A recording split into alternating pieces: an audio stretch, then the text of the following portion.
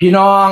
มื้อนี้มาเว้าเรื่องการขึ้นโรงขึ้นศาลของอีพ่อดาวบ้านดอนศิลปินชื่อเสียงโด่งดังของ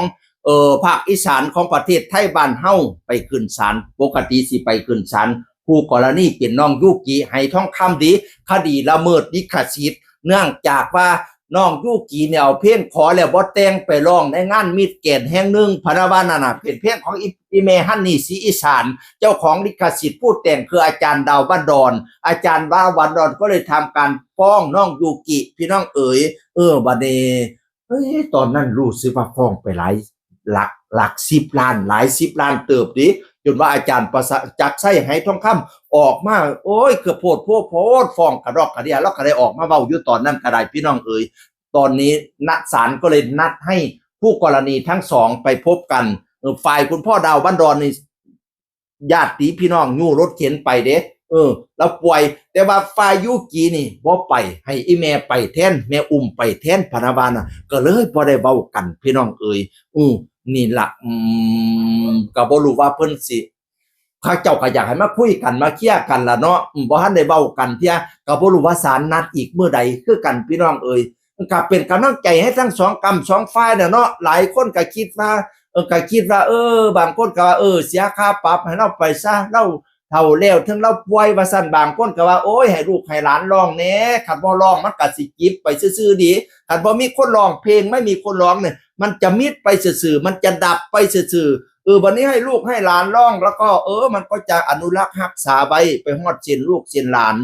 สุดท้ายก็คือให้รักษามุ่นมั่งมรดกซอยกันนั่นล่ะครูสลาคุณวุฒิเราก็เคยออกมาเว้าเรื่องนี้เด้ให้ค่อยเว้าค่อยจากันสุดท้ายคืออยากให้ช่วยกันรักษาศิลปะวัฒนธรรมของอีสานบ้านเราไว้พะนะว่านั่นน่ะให้หาทางออกร่วมกัน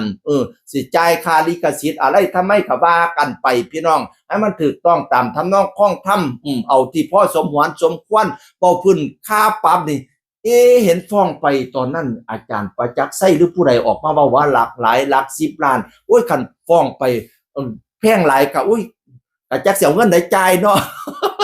เว้าพื้นอาจารย์ประจักษ์ไส้ก็เงินหลายอยู่แต่แห่งขันไปฟ้องให้เฮาเจ้าข่อยผู้ร้องเพลงนักร้องธรรมดาโนเนมร้องเพลงจังเสียอุ้ยเพิ่นเสียเงินได้จ่ายล่ะบัดนี้พี่น้องเอ๋ยนั่นล่ะอาจารย์สลาก็เลยว่าให้หาทางออกร่วมกันแต่ก็ไม่รู้จริงๆว่าทางอาจารย์ดาวบ้านดอนน่ะทางทีมทนายเพิ่นเรียกร้องไปเท่าไหร่เราก็ยังไม่รู้ข้อเท็จจริงอะไรทำไมพี่น้องเอ๋ยจังน้อยเขาเจ้าก็สิออกมาเปิดเผยดอกเว้าพื้นเพลงลิขสิทธิ์นี่ของอาจารย์ดาวบ้านดอนนี่หลายเพลงอยู่ดิตอนนั้นค่อยรู้สึกว่าลำเพลินวงศกรก็ถูกตอนนั้นลำเพลินร้องเพลงเพลงอีพอสมจิตอันเนี้ยกุหลาบแดงตอนนั้นเพื่อนลำเพลินพงศกรได้ออกมาโพสต์อยู่ว่าเราถูกเรียกร้องทางลิขสิทธิ์ในการเอาเพลงกุหลาบแดงมาร้องนี่ล่ะพะนะว่านั่นน่ะนั่นล่ะเนาะก็ให้หาทางออกร่วมกันที่ดีล่ะสุดท้ายก็คือให้ช่วยกันรักษาศิลปะวัฒนธรรมรักษาเพลงให้มันอยู่ไปได้โดนๆพี่น้องเอ๋ยให้ยังไงล่ะก็ให้ลงเอยกันด้วยดีล่ะพี่น้องเอ๋ยเสี่ยวเพ่งมาลองแต่มันถูกต้องบ่ได้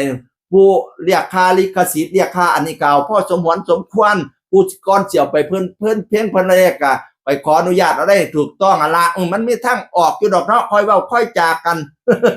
นั่นล่ะคนอีสานนำกันรักษาศิลปินรักษาศิลปะวัฒนธรรมซอยกันเสียงคนเก่าเว้าสู่ฟังสวัสดีครับ